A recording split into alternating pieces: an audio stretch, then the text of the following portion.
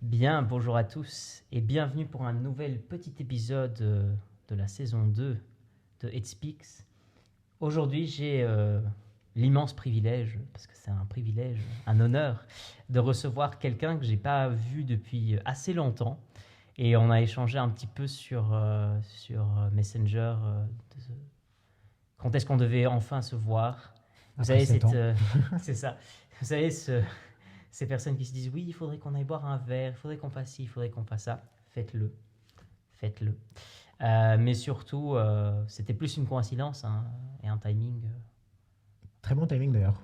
pour qu'on puisse se voir, quoi. Donc voilà. Non, je pense à toi ce jour-là et une heure après, tu m'as envoyé un message en mode écoute, tu viens quand tu veux, on discute. Donc, parfait timing. Méga chaud. Mais pour juste reprendre un petit peu l'idée du format, donc il n'y a pas vraiment de script précis ni rien. On peut se lancer sur un sujet, c'est complètement libre, ta carte blanche. Enfin, franchement, c'est voilà, open bar en mode on discute de ce que tu veux, on partage ce que tu veux. Donc vraiment, le but, c'est vraiment que tu partages un petit peu ton expérience, ton vécu, sans trop évidemment rentrer dans trop de détails forcément, Ouais. mais un petit peu de dire comment est-ce que ton expérience te forme à l'heure actuelle. Qu'est-ce que tu fais en ce moment? Qu'est-ce qui te enrichit particulièrement? Et puis vers la fin, tu pourras à ton aise et selon tes propres dires, voir un petit peu comment est-ce que tu donnerais un petit conseil pour les jeunes générations, quoi. C'est juste un petit peu la formule de l'épisode, quoi. Ça va? Ça va Donc, nickel, écoute, on fait comme ça. nickel. Mais pour ceux qui ne te connaîtraient pas, Cyril, présente-toi succinctement. Du coup, voilà, je m'appelle Cyril, j'ai 28 ans. J'ai voyagé pendant quelques années, j'ai fait des études, j'ai arrêté, j'en ai repris d'autres. Je suis un parcours académique assez chaotique, qu'on se le dise. Je suis un grand fan et un passionné de spiritualité et de développement personnel, grand fan de sport en général. Et voilà, c'est un peu le tour vite fait. Ok. Et qu'est-ce que ces voyages t'ont appris jusqu'à présent? Enfin, t'as quand même un truc particulier. Énormément. Je crois que je suis parti pendant plus ou moins 2 ans et demi. Ok.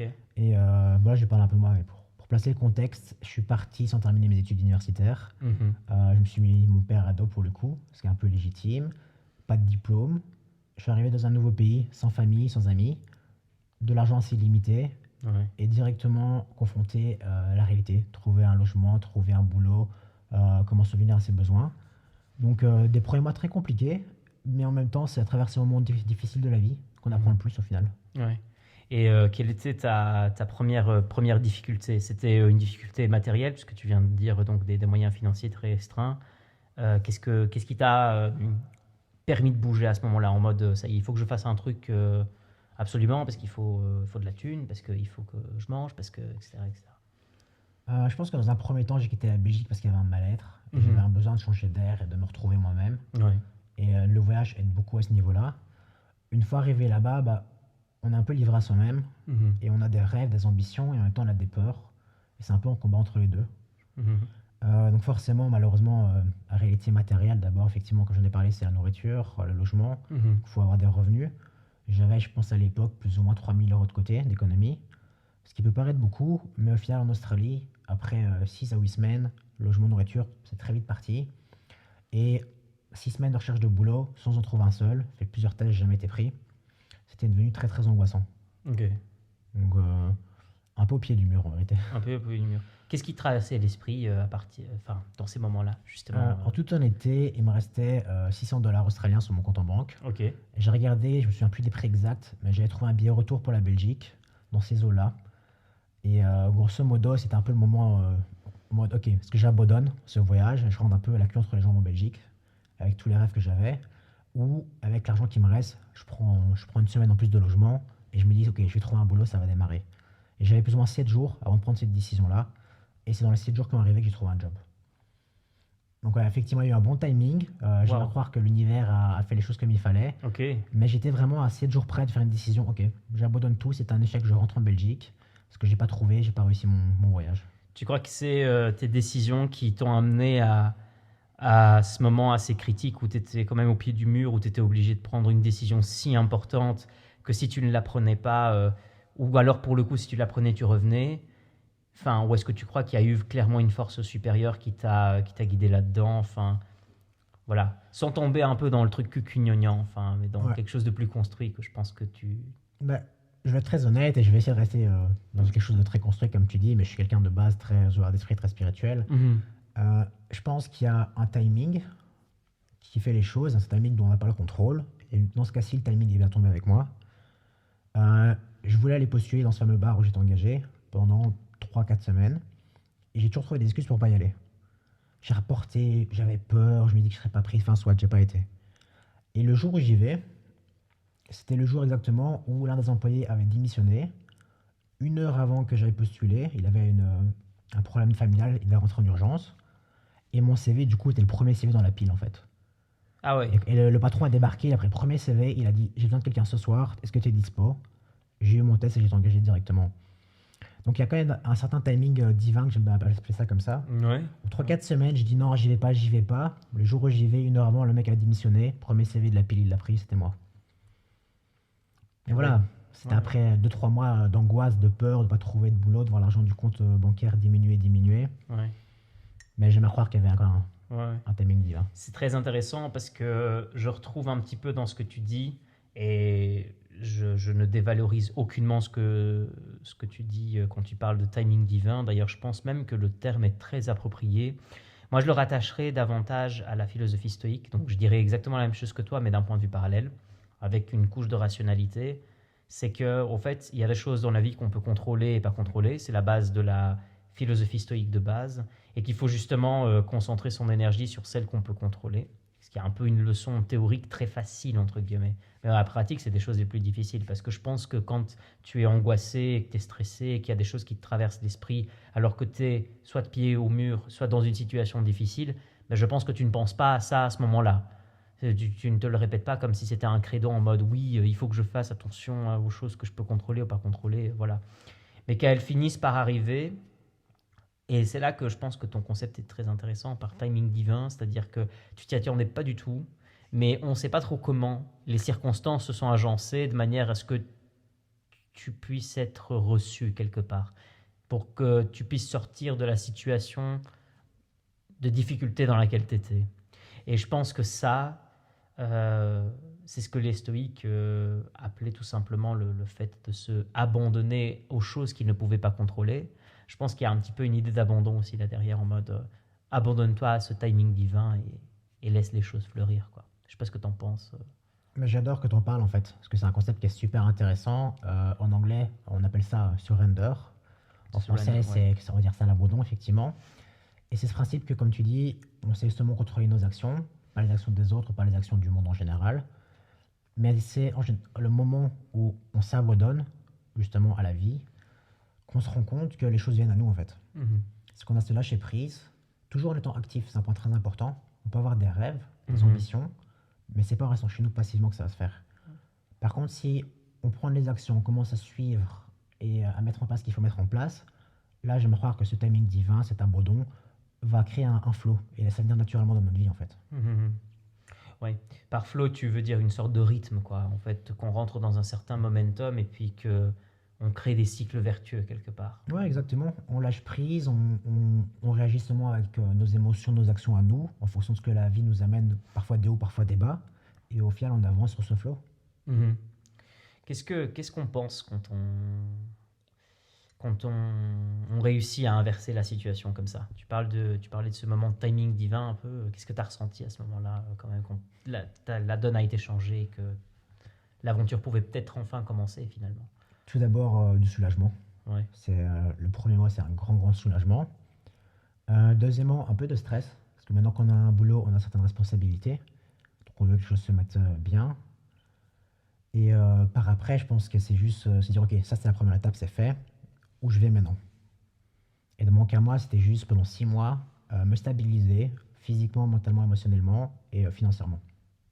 C'était les buts, quoi. J'en avais besoin, Ouais. à tout niveau. Ok, ok.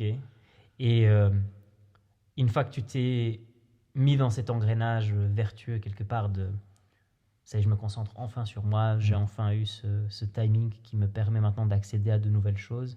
Est-ce que tu sens que tu as saisi les opportunités Je pense que c'est une période de transition surtout, Ok. où on se retrouve un peu, on gagne, comment je pourrais dire ça? On sait où on veut aller, on met un peu des objectifs en place, on a une vision précise de la direction qu'on veut prendre.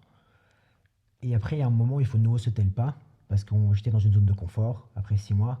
Et c'est en mode, ok, je suis venu pour voyager, je suis venu pour voir ça. Donc j'ai dû quitter mon boulot, j'ai dû quitter mes potes que j'avais, mon logement, et me dire, ok, je continue l'aventure et j'y vais en fait. Et quelle était la prochaine phase? J'ai trouvé un pote sur Facebook, un Français, donc on est très bons potes maintenant, qui me dit, ok, je pars pour faire un road trip. Il faut un partenaire, est-ce que tu veux venir? On s'est donné rendez-vous dans un café. On a parlé pendant 1 heure. Super feeling. La semaine d'après, j'avais quitté mon boulot, mon logement. Je suis parti pendant 3 mois Mhm. faire toute la côte de l'Australie. Ah ouais, Ouais. tranquille quoi. Purée, c'est incroyable. Et t'as eu peur ou une certaine retenue ou comme tu disais, voilà, tu étais prêt à sortir de cette zone de confort pour entamer cette aventure. Je pense encore une fois que j'en avais besoin et que j'avais plus le choix. Parce qu'en fait, dans la dernière semaine de mon boulot, j'avais cette négativité Mhm. qui commençait à grandir en moi. Ok, Et j'avais un de mes coworkers, donc un de mes collègues, qui, sans être méchant, m'agaçait de plus en plus ok. dans son comportement, jusqu'à un moment où j'ai commencé à monter la voix avec lui, et je lui ai dit que je n'aimais pas la manière dont il travaillait. Et c'est le moment où je me suis rendu compte que ça, c'était pas moi, et que c'était pas normal que j'ai ce genre de sentiments et d'émotions qui montent. Ok. Et c'est l'époque aussi où j'ai arrêté de boire de l'alcool, je commençais à faire attention vraiment à mon corps et tout ça. Et travailler dans un bar à 4 heures du matin, avec des collègues ou des clients qui étaient sous drogue, est devenu très vite malsain, en fait. Ouais, ouais. Et je me suis dit, je peux plus le faire, faut que j'arrête. Et j'ai pas eu le choix, en fait. Quand tu as trop de négativité dans ta vie, au bout d'un Ça, moment, c'est quelque chose qui ne vont pas, il faut se dire, bah, je dois changer quelque chose. ouais. Et le plus simple, c'était de quitter le boulot. Et il y a aussi autre chose, je me permets de nuancer parce que tu pointes des choses, enfin, tu pointes un nombre incalculable de choses intéressantes.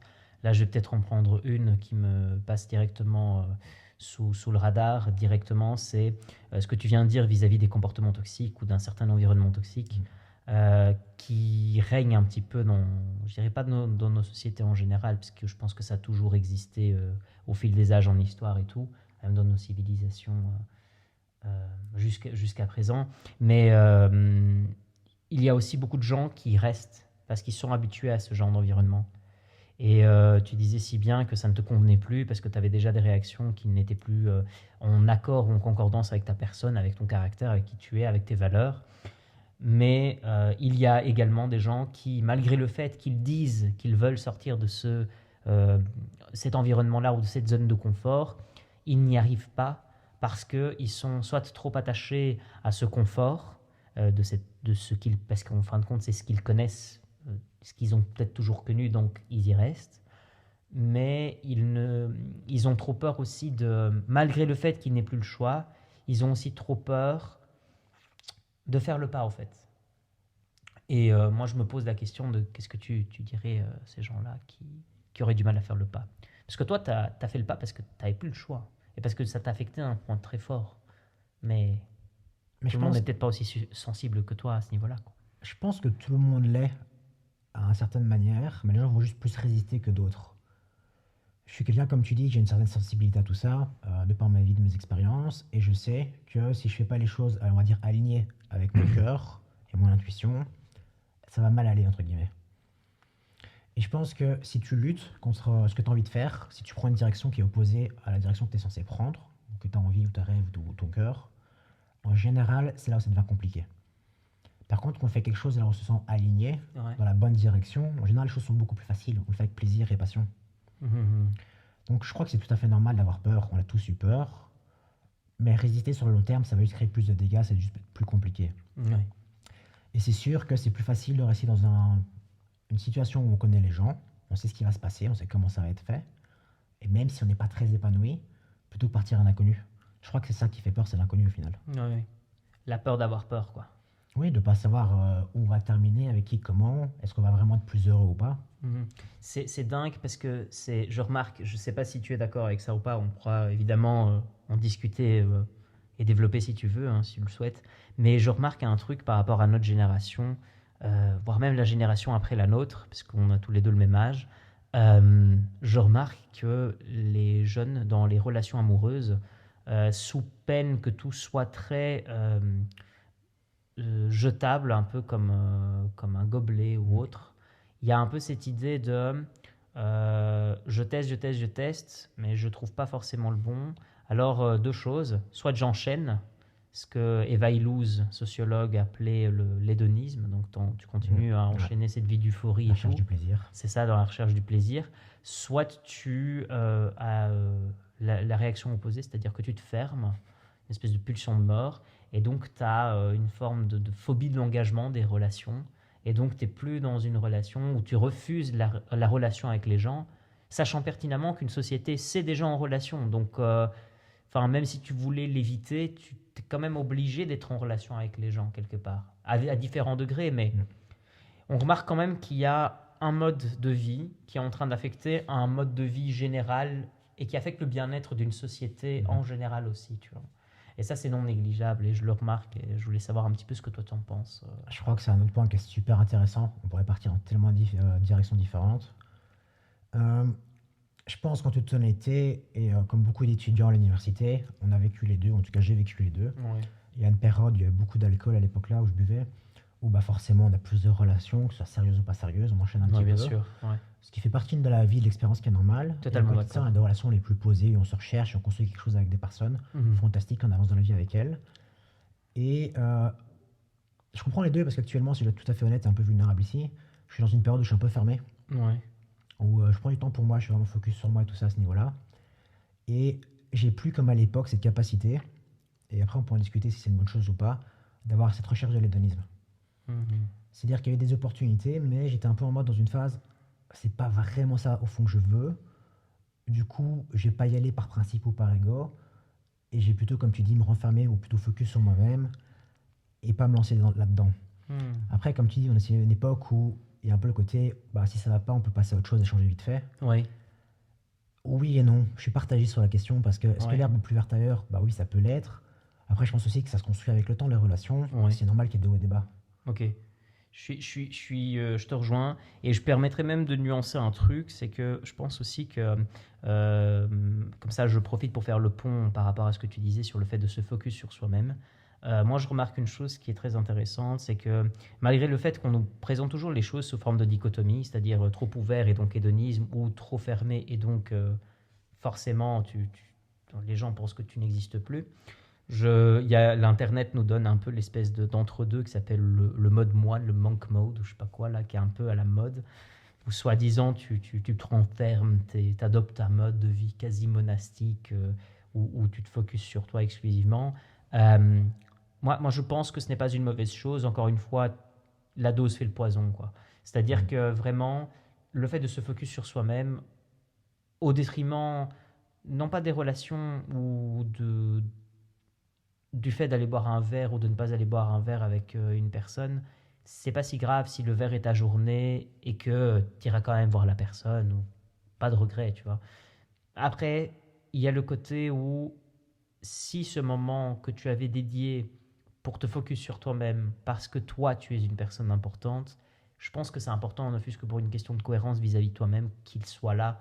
Parce que si c'est quelque chose que tu as voulu t'imposer à toi-même, par définition, de ce que serait même la discipline que tu t'imposes, bah, tu ne vas pas le renégocier, quoi. C'est-à-dire que si tu as prévu, supposons, j'imagine ici, de faire une édition de vidéo un certain jour de telle heure à telle heure, et comme c'est une grosse édition, tu as besoin de pas seulement un jour, mais que tu le fais par petits morceaux, ben voilà, c'est que tu estimais que ce jour-là devait être dédié à ça et pas à autre chose. Et si à la fin tu te sens bien et que tu n'as pas de regrets, c'est ce qui compte.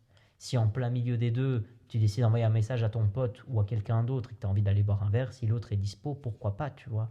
Enfin, je pense que c'est important aussi de nuancer un peu et de ne pas voir que soit tu es trop ouvert, soit tu es trop fermé. Enfin, comme quoi il n'y aurait pas un entre-deux alors que le dosage fait vraiment le poison, je trouve. C'est super intéressant, mais je pense que ça n'applique pas qu'aux relations humaines. Ça s'applique à la vie en général. C'est ce que Ouais. j'appelle le principe de l'entre-deux.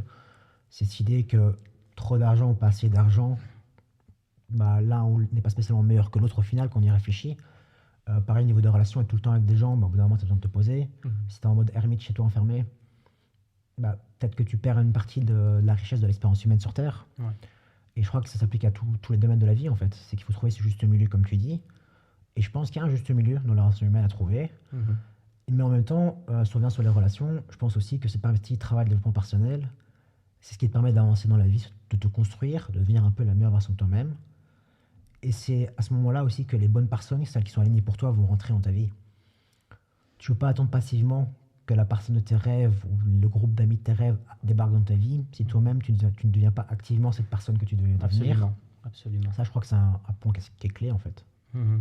Et j'oserais même aller un petit peu plus loin, même pour donner une couche un peu philosophique à ce que tu dis, même si ce que tu dis est déjà chargé de philosophie, mais juste pour coller un argument d'autorité, c'est Aristote qui disait que le juste milieu, c'est la vertu, hein, le comportement vertueux et le cycle vertueux devient par le moyen terme. Et donc la modération est à poursuivre absolument. Et puis, tu as parlé d'argent, ça c'est aussi très intéressant, parce que tu as peu d'argent, tu as des problèmes d'argent, mais tu as trop d'argent, tu as différents types de problèmes liés à l'argent. Donc les problèmes ne sont pas forcément abandonnés. Et on entend cette phrase quasi caricaturale aussi, mieux vaut pleurer sur une Bentley ou dans une Bentley plutôt que dans un bus ou un taxi. Je trouve cette phrase complètement stupide pour une raison très simple, c'est qu'il ne faut pas croire que les gens qui sont forcément plus riches n'ont pas de problème. Et il y a l'inverse aussi. Il y a des gens qui sont extrêmement riches, qui sont extrêmement heureux et qui continuent leur vie et qui se sont imposés leur rythme de vie, leur discipline et qui avancent et qui sont bien entourés. Il y a des gens extrêmement riches qui sont extrêmement malheureux, désespérés, qui ont des addictions, des comportements absolument terribles et toxiques. Et à l'inverse, tu as des gens qui sont très pauvres, qui ont des vies très heureuses, qui ont des jobs de merde et qui ont des vies très heureuses et qui, malgré l'adversité qu'ils affrontent, ils ont des vies hyper heureuses, ce que je trouve est absolument dingue, parce qu'ils ont trouvé quelque chose que beaucoup d'entre nous n'avons peut-être pas encore trouvé. Et évidemment, le cas classique, tu as des gens qui malheureusement affrontent des difficultés au quotidien dont on n'imagine pas les circonstances, quoi. Ouais, je suis tout à fait d'accord à ce niveau-là. Et je pense que c'est bien que tu aies souligné le fait que ça marche dans les deux cas, qu'on peut également avoir très peu d'argent et très heureux.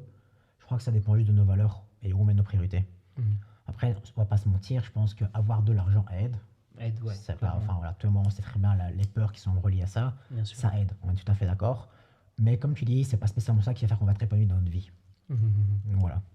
Ouais. Désolé, on a ouvert une grosse parenthèse, mais je sais pas si tu as envie de reprendre la narration de ton voyage. Donc, tu es parti avec ton pote, vous avez commencé à faire votre petite... Ouais, on peut si tu veux, pas de souci. Vas-y, Bah, du coup, on a voyagé pendant 3 mois. tu mets de l'avance. On est parti de Melbourne et on est remonté vers Sydney, Ok. sur toute la côte. Et on est parti après vers Cairns au nord. Et forcément, c'est un moment de rencontre, de découverte de paysages et d'expériences humaines incroyables. Ouais. À tout niveau. C'était, je sais pas si tu vois un peu les voitures avec les tentes au-dessus. Où tu arrives Ouais. le soir, tu t'arrêtes, tu montes la tente, tu dors dedans avec ton Ouais, pote. ouais. Tu sors, tu cuisines dans ton coffre après, tu Oh, repars le lendemain kiffant, sur la ça. route, tu vois. Ouais. Donc, entre guillemets, il y a une qualité de vie qui est très basse. Mais en même temps, quand on voyage comme ça à travers le monde, on n'est pas à la recherche de la qualité de vie. Ouais. On recherche l'expérience. Ouais. Et c'était super. Donc, franchement, cool. Donc ça, c'est c'est l'expérience que tu gardes le plus et que tu chéris le plus. C'est vraiment ce côté-là. Bah, c'est l'une des nombreuses expériences que je dirais, mais chaque partie a ses raisons d'être et elle a une valeur particulière. Ouais. Et c'était une belle période de transition après 6 mois de travail et mettre de l'argent de côté. Ok, C'était un peu le moment où ok, je passe à autre chose, je rencontre des gens, je voyage. ok. Et suite à ça, qu'est-ce qui était dans... J'ai terminé dans le nord de l'Australie. Ok, Il restait 3 mois sur mon visa. Mais en voyageant comme ça pendant 3 mois, surtout en Australie avec les voitures, c'est que ça coûte très cher au niveau de l'essence. Donc la plupart de mes économies avaient fondu. Et j'étais en mode, ok, il me reste quelques milliers de dollars, mais je voulais les garder pour aller en Nouvelle-Zélande. Donc ce que j'ai fait, c'est que j'ai fait du volontariat.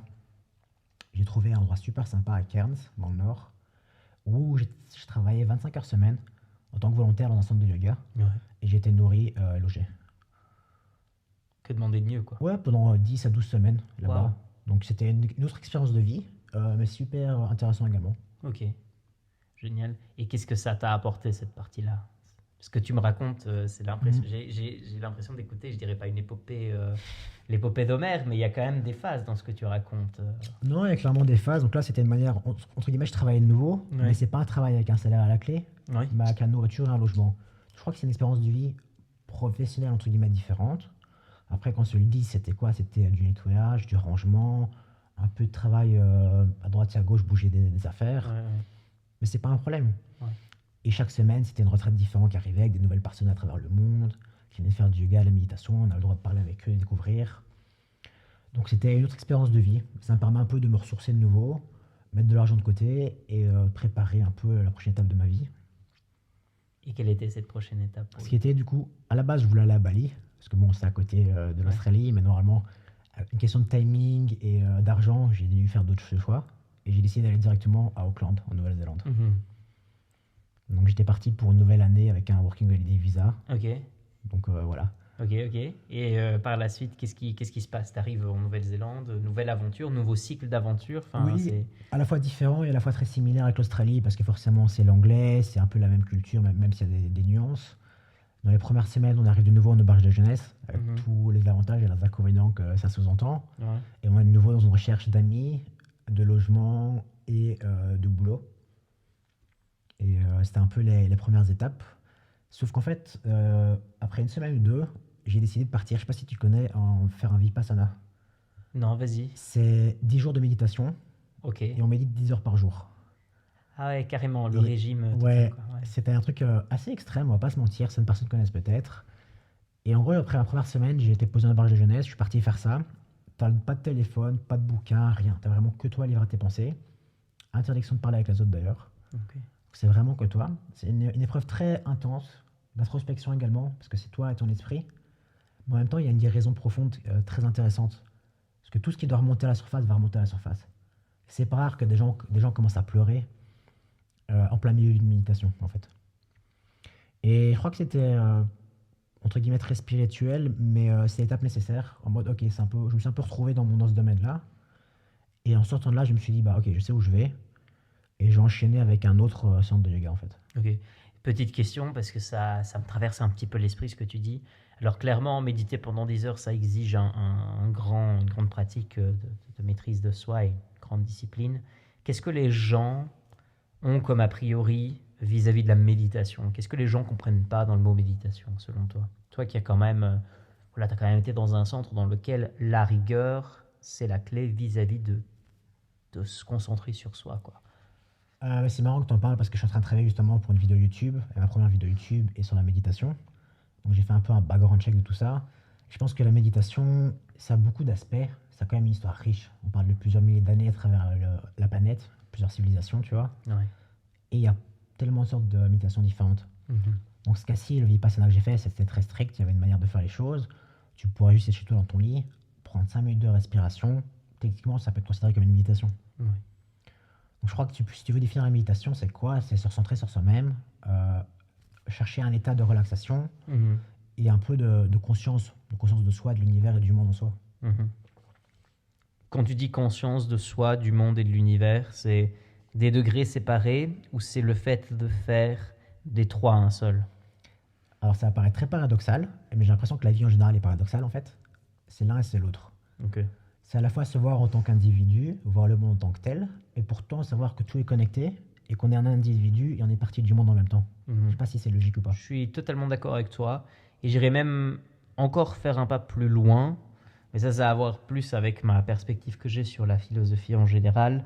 C'est que déjà ton corps en tant que tel, parce que c'était le sujet de ma thèse de mémoire, ton corps à part entière est déjà un monde, dans un monde qui est encore plus grand, et le monde, c'est-à-dire la planète Terre, est elle aussi dans un monde encore plus grand à son tour, d'un point de vue expérientiel, d'un point de vue de l'expansion, etc. Il y a d'autres planètes, il y a une coexistence, il y a une espèce de cohabitation, qu'elle soit provoquée ou pas, qu'il y ait des forces ou pas. On sait qu'il y a des forces en tout cas, de différentes sortes en plus, que ça peut être des énergies ou autres, mais en tout cas le mot énergie ou force, par nature, c'est quelque chose qui agit sur. Parce que quand on regarde la racine étymologique du mot, c'est ça à quoi ça renvoie. Donc il y a toujours cette idée que forcément tout est connecté, que tout est articulé, mais que le tout est déjà là. C'est-à-dire que même si tu veux y échapper, la réalité te rattrape. Un peu l'idée de te dire que le réel te rattrape ou le réel finira par te rappeler. C'est ce que tu disais qui m'a directement frappé, c'est que avec 10 heures de méditation intense, si tu es en complet silence et si tu es obligé de te maîtriser, forcément, il y a, comme tu disais si bien, il y a des gens qui pleuraient, des gens, je suis sûr, ils tapaient des crises, enfin, qui faisaient des trucs d'angoisse, enfin, certainement, quoi. Ouais, mais tout à fait, c'est comme ça pendant 10 jours. Ça fait 100 heures en 10 jours. Mais ce qu'on n'a pas l'habitude, dans ce cas-ci, pour revenir sur cette expérience-là, c'est se couper son téléphone, se couper des films, de Netflix, même d'un bouquin, et même d'un contact humain, même pas une seule conversation. Tu es vraiment livré avec toi-même. Et c'est là où c'est à la fois très effrayant et très puissant, c'est que tout ce qui doit remonter va remonter, tout ce qui doit nettoyer doit être nettoyé. Ok. Je suis totalement d'accord et il faut absolument que je te pose cette question, c'est pourquoi les gens ont peur de ce qui peut ressortir d'eux. Parce que c'est difficile de trouver le silence aujourd'hui. Oui, et pas pour nous excuser, nous et les gens en général, mais je pense qu'il faut se rendre compte qu'on est dans une société où le divertissement est très présent, et on en profite tous les deux. Il y a des très belles choses dans le Bien sûr, divertissement, bien sûr. mais on peut parfois très facilement juste rester dans le divertissement en fait. Et comme je le disais, ça fait partie de la société de nos jours. Je crois que ça, encore une fois, il faut trouver l'équilibre. Ça peut être une source d'enrichissement, de découverte des autres, de documentaires ou que sais-je, ou parfois on peut passer notre temps à faire que ça et ne plus vraiment vivre notre vie. Ouais. Mais quand on n'a plus ça, une fois qu'on a tout coupé, essayez une journée de parler à personne, sans téléphone, sans rien, pas un bouquin, pas un film, se balader dans la nature par exemple. Je suis curieux de voir, si on regarde les pensées, les émotions qui remontent à la surface, comment les gens vont réagir. C'est très intéressant. Ça me fait penser à deux choses. Et je ne veux pas passer pour l'intellectuel de service. Ce que tu viens de dire sur le divertissement, il y a un bouquin, sale bouquin du XXe siècle qui a été écrit là-dessus, ça s'appelle La Société du spectacle de Guy Debord. Absolument génial à lire. Le fait que justement on soit constamment sollicité par le son, le bruit, le sensationnel, le fait que ce soit ça qui vend. Et deuxième chose qui me fait penser à ce que tu viens de dire sur le fait de se bouger un petit peu dans la nature et de se promener sans rien, sans écouteurs, sans bruit autour, juste écouter la nature, à la limite juste les oiseaux chanter, le bruit des feuilles, le bruit du vent. Ça me fait penser à la fameuse phrase de Nietzsche qui disait toute bonne idée, c'est penser en marchant. Donc il y a un petit peu l'héritage du chemin de la pensée, le chemin philosophique qui en résulte, quoi. Oui, et on revient encore une fois sur ce principe de paradoxe où au final, on connecte avec les autres tellement parfois à travers les réseaux sociaux qu'on se perd nous-mêmes et on perd notre connexion avec le monde. Et inversement, ce qu'on disait tantôt, on ne peut pas non plus être juste avec soi-même. Je crois que si on veut être vraiment connecté avec les deux, il faut trouver le juste équilibre. Absolument, absolument. Qu'est-ce que, qu'est-ce qui pour toi, lors de ces fameuses 10 heures de méditation, était le plus grand défi? C'était vraiment le fait de rester en mode, à la limite, je veux pas que ces gens-là me virent d'ici. Je pense que dans un premier temps, on va pas se mentir, physiquement, c'est pas toujours facile. Ok. Et on a envie de bouger, d'aller changer de position, on commence à avoir mal aux pieds, la circulation dans les pieds qui ne fonctionne plus. Donc un côté très physique. Ouais. Et une fois qu'on arrive à passer de ça, on arrive à ce moment-là confronté au mental et à l'émotionnel.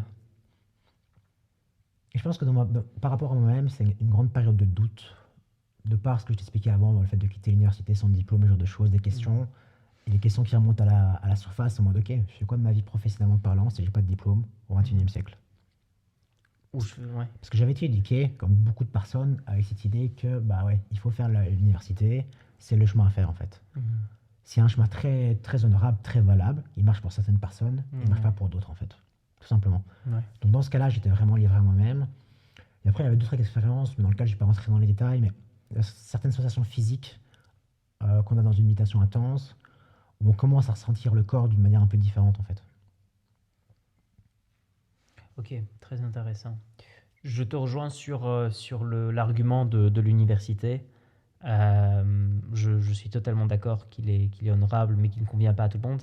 Et j'oserais aller un petit peu plus loin, c'est qu'il y a aussi cette perception qui fait l'amalgame que parce que cette personne n'a pas été à l'université, alors forcément elle a moins de crédibilité, ou elle aurait moins de crédibilité alors que c'est complètement faux, de par la structure de l'argument, quoi.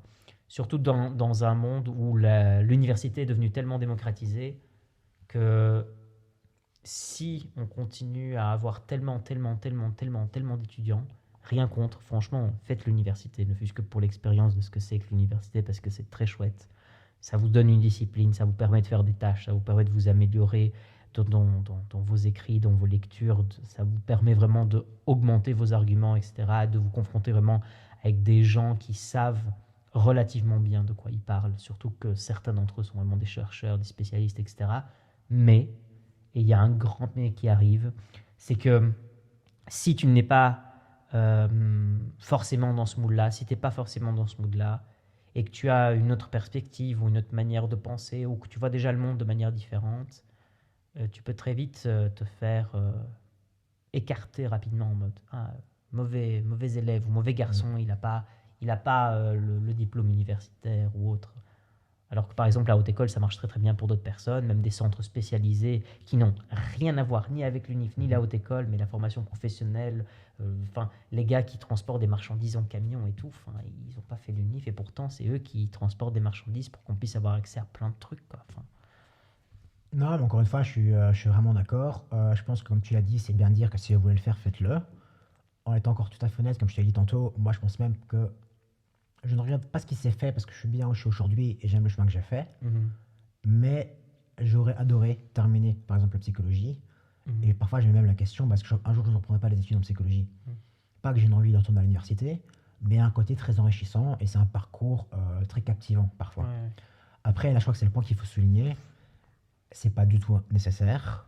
Et comme tu l'as dit, il y a 10 manières différentes encore de faire les choses sur le côté. Ouais. Ça peut être du professionnel, ça peut être de l'artistique, tout ce que vous voulez, allez-y. Je pense que le plus important, c'est faire ce que vous voulez en vie. Et si je peux me permettre un dernier point, Oui, oui, bien sûr. il y a aussi une question de timing. Moi, j'avais 18 ans, avant tout, je voulais voyager à travers le monde. Mhm.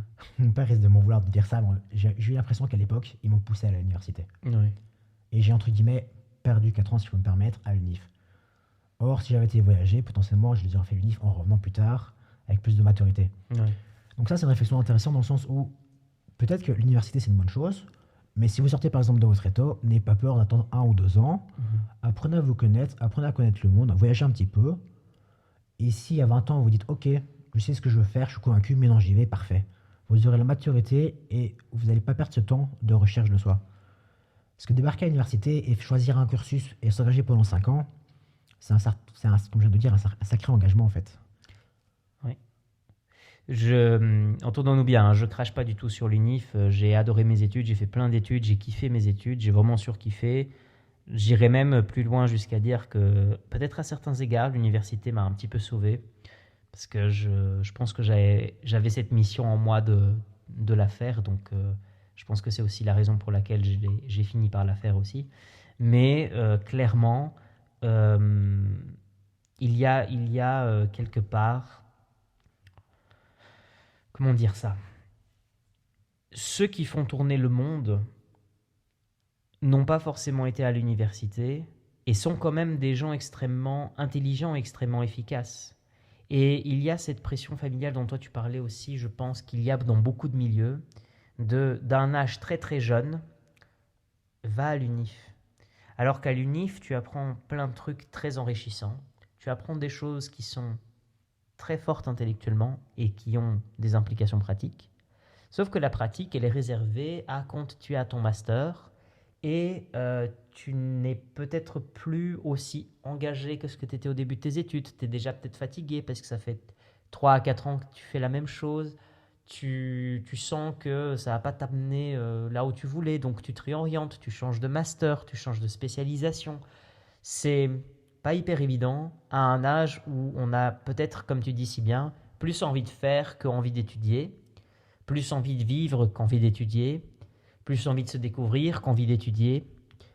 Et il y a comme quelque chose de assez vital en nous qui, si tu n'arrives pas à dompter ton esprit à l'idée de te dire, bon, j'investis en moi d'un point de vue purement intellectuel et un point de vue purement du fait de faire l'université, pour quitte à partir plus tard, je pense que ce choix-là n'est pas hyper évident pour tout le monde, quoi.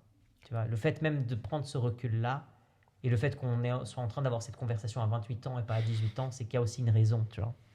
Et c'est un point super intéressant dont on parlait d'ailleurs avant cette vidéo, c'est le système éducatif. Et dans ce cas-là, je ne parle pas vraiment du système belge, quoique, mais en général à travers le monde.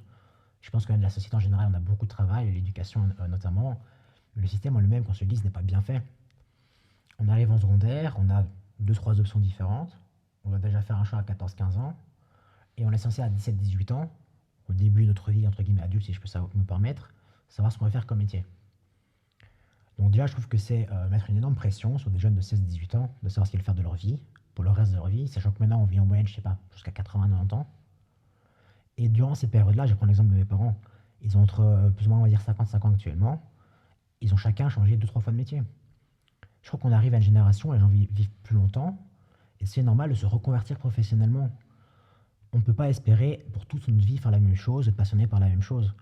Donc demander à un enfant de 18 ans, ok, qu'est-ce que tu veux faire du reste de ta vie et s'y tenir, c'est très compliqué, c'est énormément de pression. Et aussi le côté très spécifique et excessivement spécialisant de certaines études qui font qu'une fois que tu t'es formé à un certain type d'études, ben, se reconvertir professionnellement, à moins d'avoir déjà accumulé une certaine expérience, c'est très difficile parce que ton domaine de compétence est restreint à ce à quoi tu t'es formé.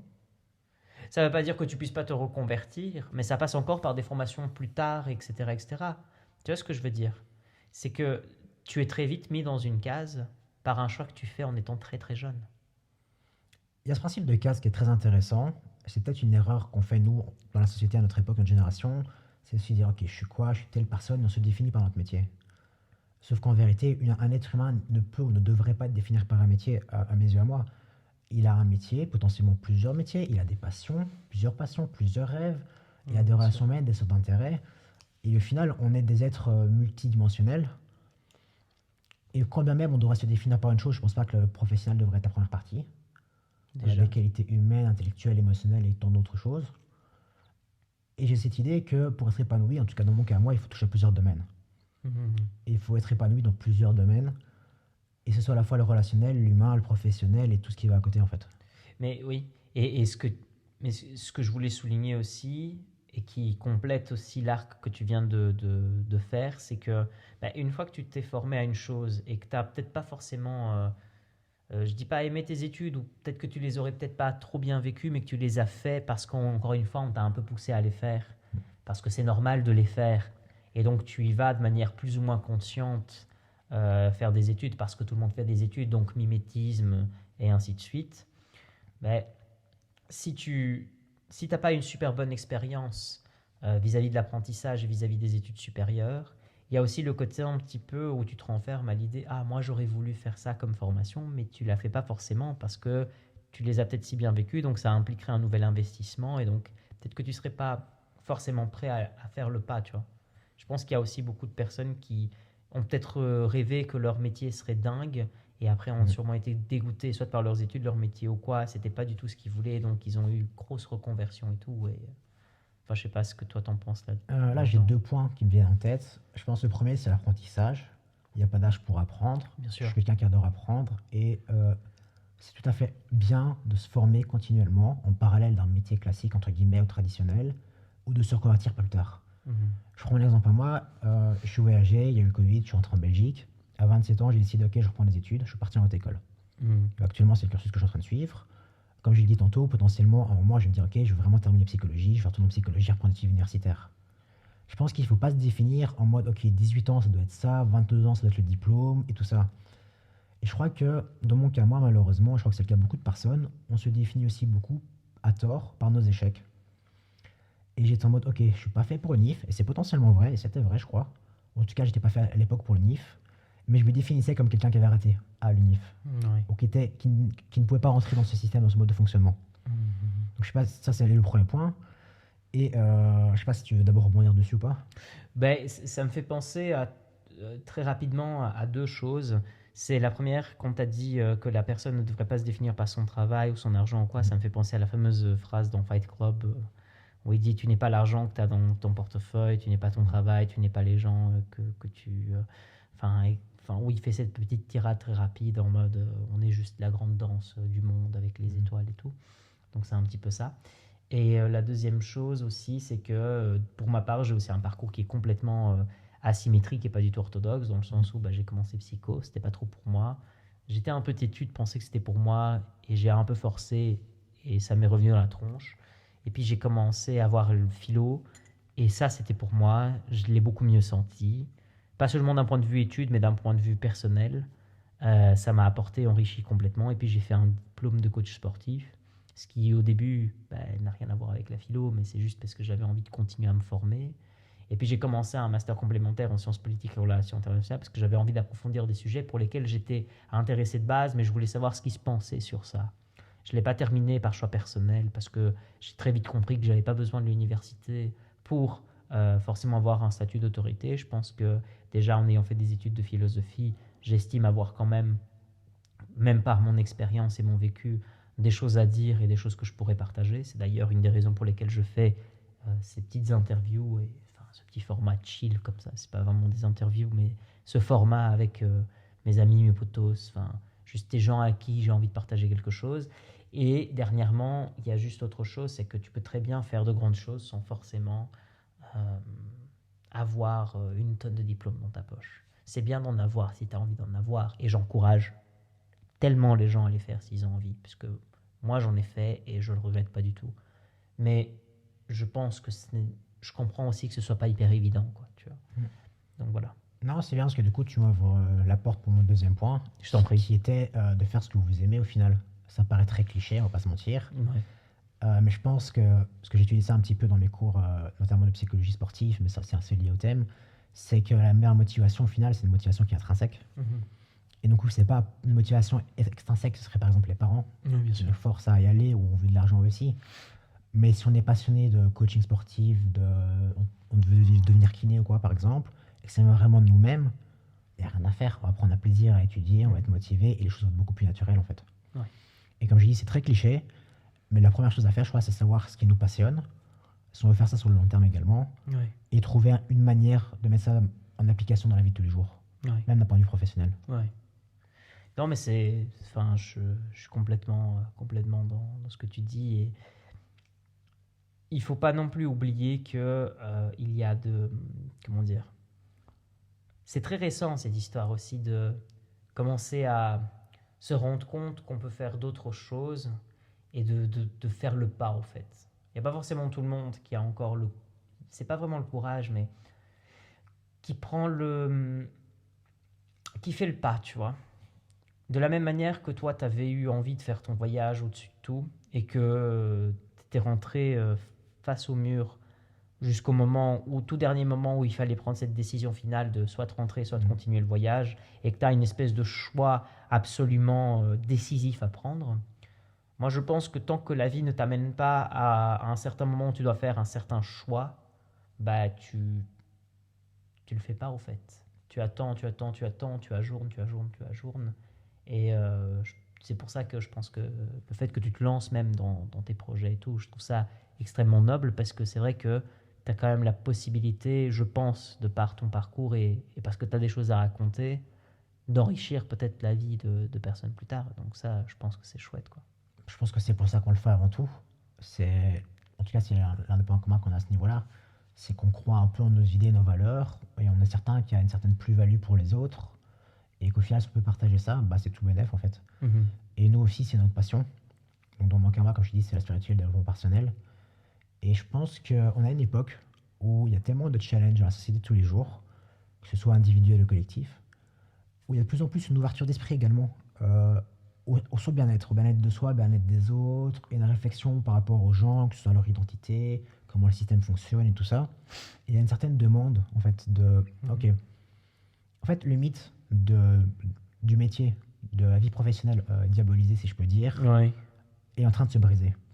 Notre génération, si je peux donner du crédit, est en train de le briser. Ouais. Mon père et surtout la génération d'avant, nos grands-parents, étaient encore, il faut un boulot, il faut de l'argent, il faut ci, il faut ça. Très traditionnel. Il n'y avait pas cette notion de plaisir ou de passion à travers le boulot. Ouais. Et ça s'arrêtait là. Nos parents ont commencé à réfléchir, trouver des voies un peu alternatives, mais ça arrivait, on va dire, 40-50 ans. Ouais. Nous, on arrivait directement vers 18, 25, 30 ans en mode, ok, je veux pas juste travailler. Je veux profiter de ma vie, je vais faire un métier qui me plaît, je ne serai pas mis dans ce que je fais, je veux apporter une plus-value à la société et aux autres. Ouais. Et je crois que c'est vraiment cette réflexion qui est intéressante au final. Ouais. Je continuerai juste parce que je dois aller aux toilettes. Je vais couper ça après à l'édition. Mais ouais, c'est Vas-y, c'est normal. C'est vrai que c'est quand même bien de pouvoir éditer comme ça. 53 minutes. Ouais, quand même. Ouais, quand même, ça passe bien. Hein. Ouais, c'est le genre de conversation, une fois que t'es lancé, ça peut partir en... Ah ouais. Et encore, j'ai l'impression qu'on n'a même pas effleuré... Non. Mais personnellement, moi, j'aime bien, tu vois, pour moi, on a fait les 2 tiers de la conversation, tu vois. Mais ce que j'aime, c'est laisser du temps et de l'espace aux gens de reprendre. Mais en fait, ça part dans les deux sens, ça rebondit. Ouais, c'est je te dis, on pourrait faire des trucs comme ça pendant des heures et des heures, tellement de Mais sujets mec, intéressants. Pour moi, tu peux revenir quand tu veux pour une avec suite, plaisir. un épisode 2, un truc comme ça. Franchement, voilà. Je relance juste pour l'édition. Donc voilà, nous sommes de retour parce qu'à force de boire du thé, forcément, faut aller faire pipi. Mais où est-ce qu'on en était? Tu avais laissé la question, tu me l'avais retournée, mais je ne sais plus où est-ce qu'on en était. Je ne sais pas si tu veux reprendre sur. C'est une très bonne question. Je pense que c'était sur le fait que nous, on avait envie de rapporter de la valeur à la société, quelque chose comme ça. Que notre génération était différente de Voilà. celle de nos parents. Ouais, qu'on avait un sens où c'était pas juste une question de faire de l'argent, Oui, d'avoir un métier professionnel, et comme je disais, c'était un peu le diabolisé, mais Ok. que nous, ça ne suffisait pas, en fait. Je pense qu'à l'époque de nos parents, ou en tout cas de nos grands-parents, eux pouvaient se contenter de travailler, un peu plus traditionnellement, mais nous, dans notre génération, on a une recherche en parallèle de soi, de plaisir, d'épanouissement. Ouais. Et je crois que c'est aussi ça que les sociétés, les entreprises de nos jours doivent s'adapter. Si on nous propose un job, un bon salaire, potentiellement, on va le décliner si on estime que c'est pas un truc dans lequel on peut s'épanouir en même temps. Je suis très très d'accord avec cette prémisse. Alors, je nuancerai juste une chose. Alors, je suis d'accord avec le côté intergénérationnel, enfin le déclic intergénérationnel, dans lequel on se distingue complètement de nos parents là-dessus.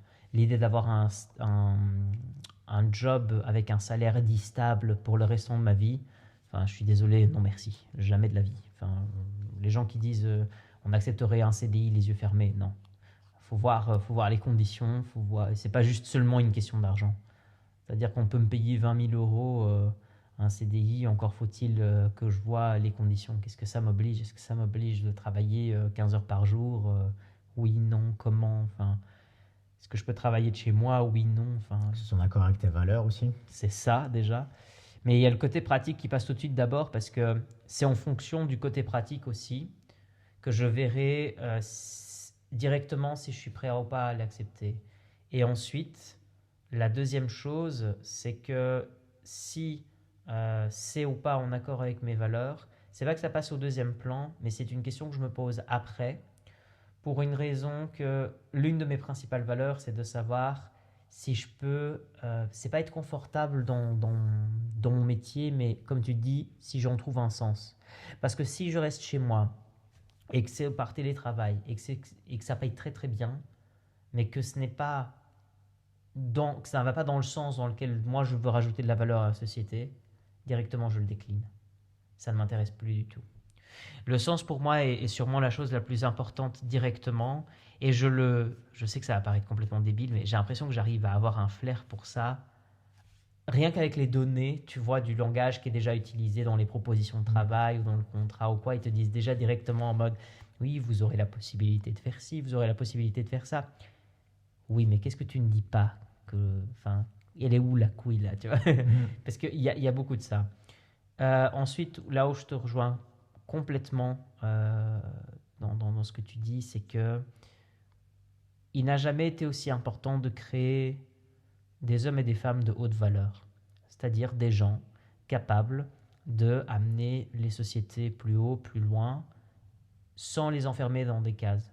C'est-à-dire que la société est encore dans cette logique de l'étiquetage, héritière aussi du modèle de l'éducation, de l'école, de l'université et ainsi de suite. Tu passes ta vie dans un banc d'école pour ensuite aller dans un banc d'université, pour ensuite être un dans un pas un fauteuil, j'allais dire dans une chaise de bureau entre guillemets pour les métiers de bureau. Il y en a bien d'autres, mais voilà. Mais ta vie, c'est juste être comme ça, passif. Elle est où l'action? Il est où la valeur et le sens que tu fais de ça?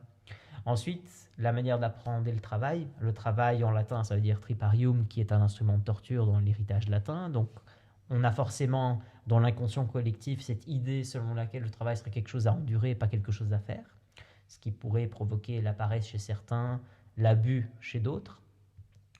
Et enfin, le fait de trouver surtout une nouvelle manière de travailler, c'est-à-dire que peut-être que travailler, c'est pas travailler 8 heures par jour, 10 heures par jour, c'est peut-être en travailler 5 ou 6, mais qui ont du sens, qui vont quelque part, qui contribuent réellement à changer la société et pas à faire de la paperasse administrative.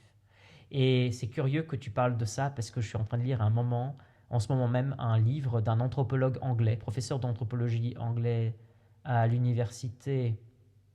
au Imperial College of London, donc le collège de Londres. Et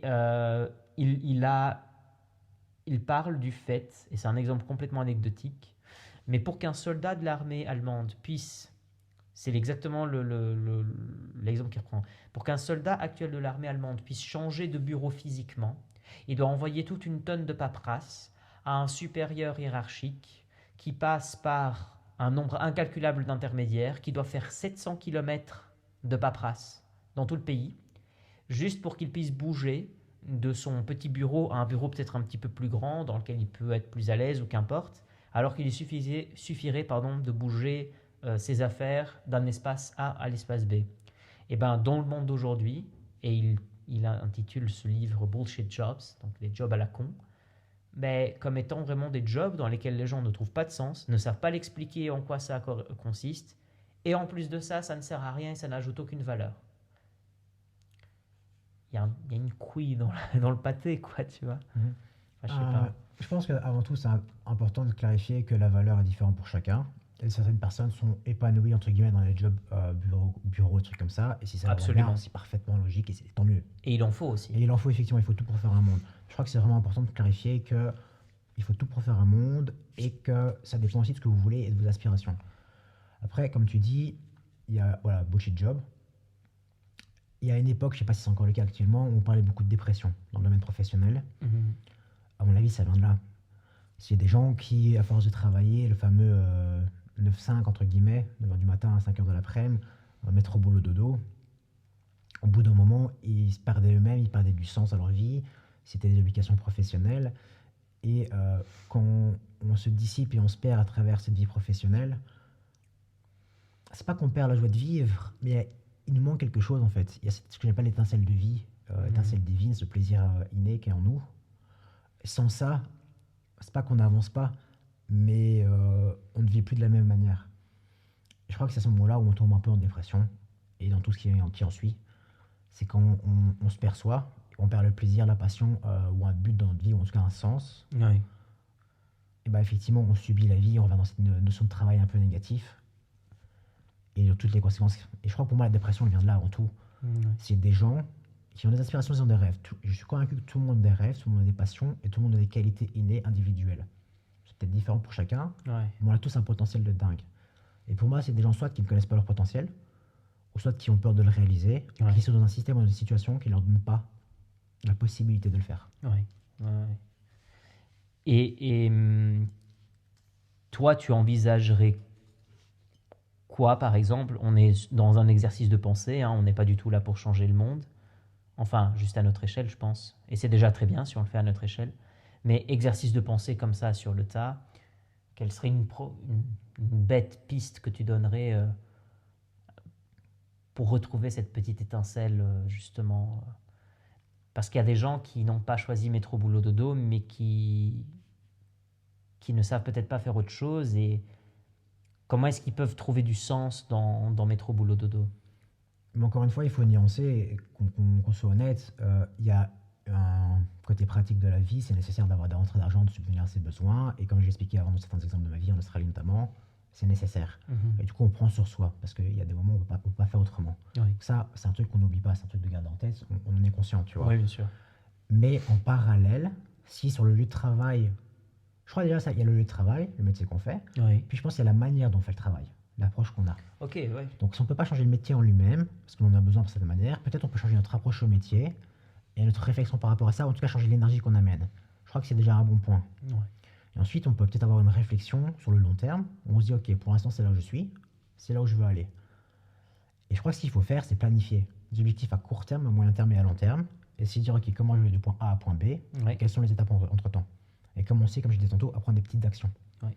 Si vraiment on veut quitter le travail, peut-être que c'est une transition qui va se faire sur 6 mois ou sur 2 ans. Parce que comme on disait, on a la nécessité de la vie de tous les jours. Mais il faut d'abord savoir où on veut aller et se rendre compte un peu des étapes à entreprendre. Ouais. Et après, il faut se lancer. Ça me fait penser au fameux bouquin très connu, Atomic Habits de James Clear. Les habitudes atomiques, je pense en français. Je l'ai lu. C'est un chouette bouquin qui dit que justement une micro-action chaque jour pendant une période de temps, soit déterminée, soit indéterminée, aura des conséquences très significatives sur le court, moyen et long terme.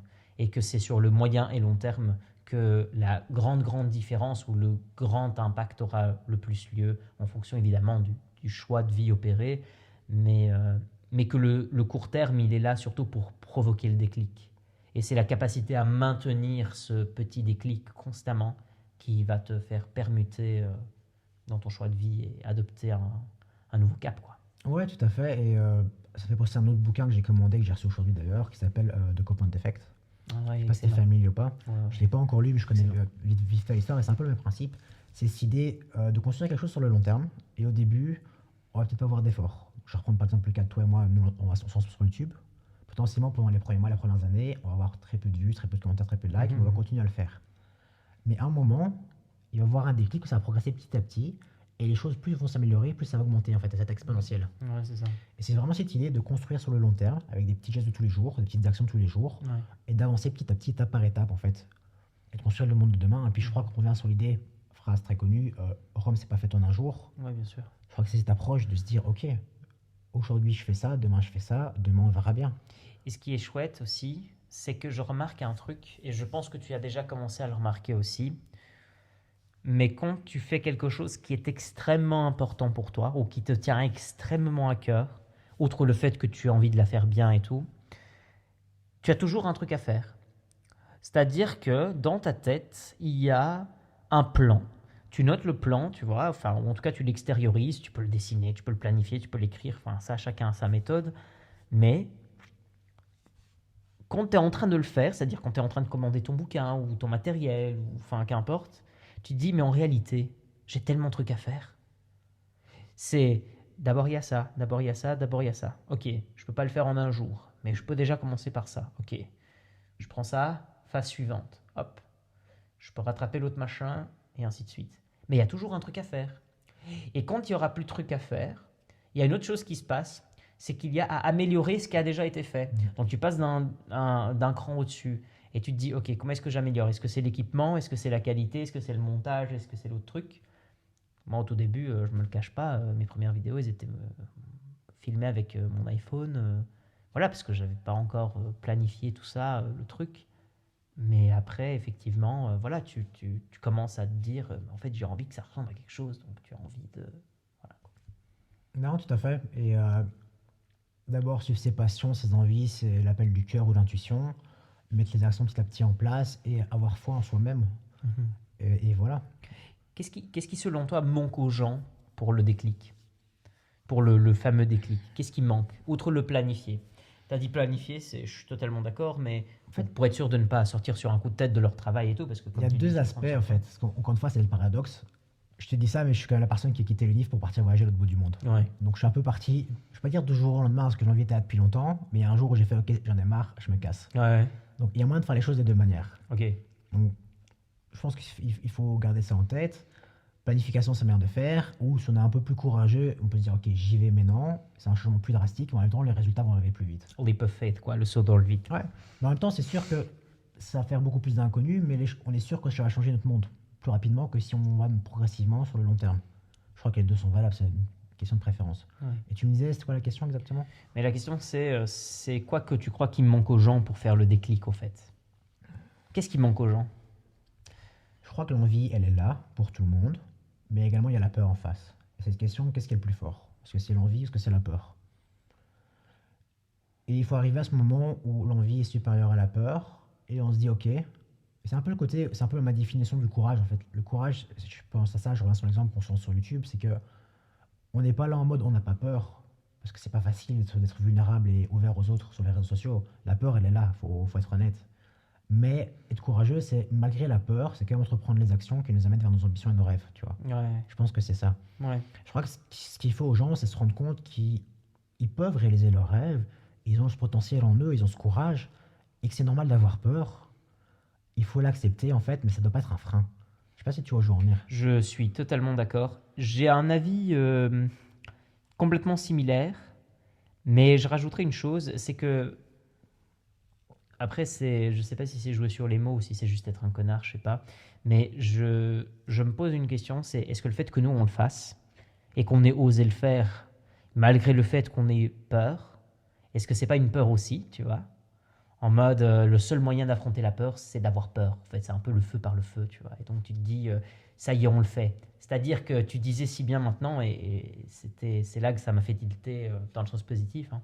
C'est, tu dis, ouais, on a peur, la peur, elle est là. Ben forcément, puisqu'on est en train de s'exposer quelque part. Et d'exposer pas seulement nos vulnérabilités, mais aussi nos points faibles. J'avais des tics de langage absolument stupides où j'avais l'impression de faire tu vois, tout le temps.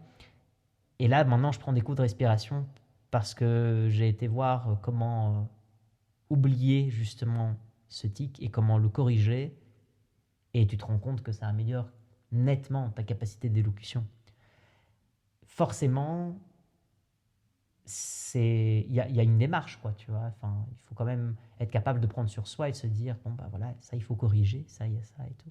Donc je me dis, est-ce que le fait qu'on le fasse n'est pas notre réponse à la peur en ayant peur quand même, quoi, tu vois. C'est possible, mais tu viens de me faire penser à un point que je trouve super intéressant. C'est que, ok, la peur, elle est là, et imaginons que la peur, elle est plus grande que le courage.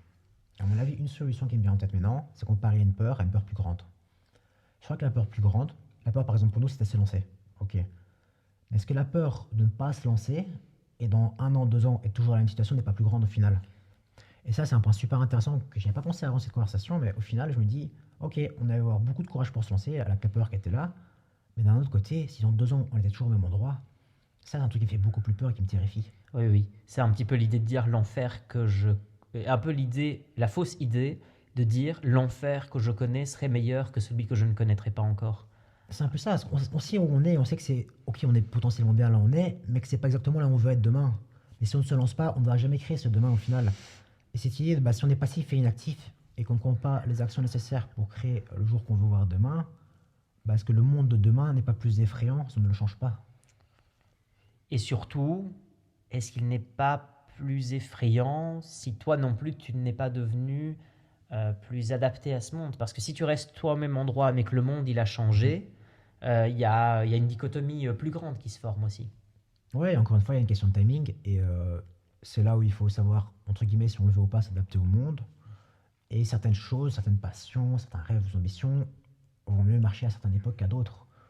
Il faut voir un peu avec le flow comment les choses vont, tu vois. Oui, bien sûr. Bien sûr. Mais c'est Enfin, une c'est réflexion très intéressante. ouais, ouais. C'est super intéressant de discuter avec toi sur enfin, tous ces sujets. Enfin, je trouve cette conversation extrêmement riche. Et, euh, et c'est à refaire. Enfin, franchement, voilà, je le dis publiquement, tu reviens quand tu veux. Avec plaisir. L'invitation est lancée. Euh, je souhaiterais peut-être avant de conclure, te poser deux choses. De un, est-ce qu'il y a un truc en particulier que tu as envie d'aborder ou partager? Un truc complètement qui t'intéresse, soit dans ce domaine-ci, soit dans quelque chose, mais que tu as vraiment envie de partager, qui te tient à cœur et que tu as envie voilà, de le dire et d'en faire part. Oh, question très compliquée parce qu'il y a tellement de trucs qui me viennent en tête. Peut-être un en particulier qui s'insère bien dans ce qu'on a discuté, parce qu'on a discuté de plein de choses. On est parti dans plein de directions différentes, c'était purement l'improvisation, c'est un peu du tac au tac. Ouais. C'est très enrichissant, très intéressant d'ailleurs, très stimulant comme conversation. Ouais. Là, comme ça, honnêtement, il y a tellement d'idées différentes, il n'y en a pas une qui me vient en tête, pour Ok. être honnête, tu vois. Et j'ai l'impression que chaque idée en elle-même vaudrait la peine qu'on prenne vraiment le temps de l'approfondir, et peut-être pas juste d'effleurer la surface. Ok. Ben, on est en train de teaser clairement qu'on remettra ça plus tard. Deuxième chose, c'est propre au format même de ce que je fais ici, c'est que avant que tu donnes un conseil pour les jeunes générations ou des livres à lire, enfin, c'est complètement personnel, donc c'est ton choix plus tard, vers la fin, tu as le droit de me poser une question, qui soit en lien ou pas avec ce qu'on a discuté. Tu as le droit vraiment de revenir en mode comme tu souhaites. Donc tu as le droit de me poser une petite question en lien ou pas avec ce qu'on a abordé, quoi. En général, voilà. Prends le temps qu'il faut, il n'y a pas de souci. Ouais, mais je pense que j'ai déjà une petite idée. Vu qu'on est en janvier 2024, ce que j'ai fait ces dernières semaines, c'est que j'ai créé pour moi-même ce qu'on appelle en anglais un vision board, un tableau de visualisation, qui est un peu avec les objectifs de où je veux en venir dans ma vie future. Je me demande si c'est une pratique peut-être que tu n'as pas mise sur papier, mais si dans ta tête, tu as déjà cette réflexion de ta vie, à tout niveau, que tu voudrais en tout cas construire dans les années qui viennent? Et ça peut être par exemple juste par rapport à ce podcast, ou plus global, à toi de voir. Il faudrait que j'arrête de donner cette question aux gens parce que les gens me la retournent quand même. Ouais. Il y a plusieurs choses à aborder dans cette question. Je vais essayer d'être court et efficace parce que j'ai tendance aussi à beaucoup parler, beaucoup partager. Donc voilà. Alors, ce tableau de visualisation, ce vision board, appelons ça comme on veut, planning ou autre, je l'ai physiquement. C'est un cahier, tout simplement. Un cahier A5 dans lequel je note mes idées, des citations même d'auteurs que j'aime et qui me guident dans ma vie. C'est une espèce de bloc-notes à la fois personnel et professionnel parce que de temps en temps, quand je suis en manque d'inspiration par rapport à quelque chose que j'ai envie de faire, même en classe avec mes élèves, c'est vrai que c'est toujours bien de revenir un petit peu même sur une expérience personnelle parce que je pense que le devoir des professeurs à l'heure actuelle est quand même d'avoir une ouverture sur le monde, ce qui explique aussi pourquoi je fais ce que je fais. Ensuite, il y a la notion de quel est le rôle du philosophe en 2024, au XXIe siècle en général. Je pense qu'il faut quand même remettre un peu, c'est pas les points sur les i, parce que c'est pas tellement de cette question-là qu'il s'agit, mais remettre au goût du jour un petit peu la philosophie et les différents types de philosophie et expliquer aux gens que la philosophie a quand même des implications pratiques très profondes, qu'on la pratique tous les jours sans forcément s'en rendre compte, que la raison pour laquelle on l'aborde pas plus souvent, c'est parce que les questions qu'elle soulève fâchent, et que tout ça fait partie, je pense, justement d'un plan de vie que de se donner une philosophie. Ensuite, je conclurai par ça, troisième et dernier point, c'est que par rapport au podcast, qui finalement est l'accumulation un peu de mes objectifs, c'est que si jamais il m'arriverait quelque chose ou tout simplement, d'ici, je sais pas moi, 50, 60 piges, je suis plus là, j'avais quand même envie de laisser une trace et outre le fait d'écrire des livres, parce que je suis en train d'en écrire d'un point de vue philosophique, pour répondre à des questions très concrètes et très pratiques sur le monde de demain, le monde d'aujourd'hui, mais aussi celui de demain, ce qui finalement est plus ou moins la même chose, puisque demain se construit aujourd'hui. Mais il y a quand même des implications, quoi. Donc, mettre par écrit et surtout laisser une trace digitale du travail que je fais ne m'a pas semblé anodin parce que je trouve du sens justement dans ce que je fais. Et le fait de pouvoir dialoguer avec des gens comme toi, mais aussi, j'ai un pote, super bon pote que j'ai aussi interviewé, qui est par exemple assistant parlementaire, d'autres qui sont encore dans une phase étudiante, d'autres encore qui sont au début de leur carrière ou autres. C'est vrai que ça cause une mixité dont je pense tout le monde a besoin. Et je pense aussi que, outre nos influenceurs de tous les jours, on a quand même besoin de plus de personnes terre à terre qui parlent aux gens en général, de plus en plus. C'est un point qu'on n'a pas abordé, et je crois on n'aura pas le temps peut-être, mais c'est aussi l'importance de s'entourer des personnes au final avec lesquelles on vibe, entre guillemets, on vibre, et qui avancent dans la même direction, qui ont les mêmes idées. C'est un truc qui peut être super stimulant, super encourageant. Et comme tu disais, avoir cette mixité, cette diversité, de un, c'est une force. Et je pense que l'humanité, chaque individu a littéralement sa pierre à amener à l'édifice. Peu importe qui il est, ce qu'il fait dans la vie, d'où il vient, son histoire, son background, il a une valeur en tant qu'être humain et il a un rôle à jouer. Peu importe l'importance du rôle ou l'endroit ou l'impact. Et je crois que cette richesse humaine, cette diversité, comme tu dis, que ce soit des étudiants, des gens qui ont des belles carrières ou que sais-je encore, chacun a une histoire différente, des points de vue différents. Et certaines personnes ne vont pas raisonner, d'autres personnes au contraire vont vraiment pouvoir faire des similitudes avec leur propre vie. Et je crois que c'est une réflexion qui aide des gens à avancer. Ouais, En fait, je vais même pas te demander le conseil pour les jeunes générations parce que je pense que tu viens de le donner là, sans l'avoir fait exprès. Donc je trouve ça vraiment génial et je ne peux que me taire face à ce que tu viens de dire parce que c'est complètement juste. La fameuse phrase, nous sommes la moyenne des 5 personnes avec qui nous traînons le plus et d'application. Merci beaucoup Cyril pour ton partage et j'espère qu'on puisse se revoir avec grand plaisir. Prochainement pour la suite. Quand tu veux. Merci à toi.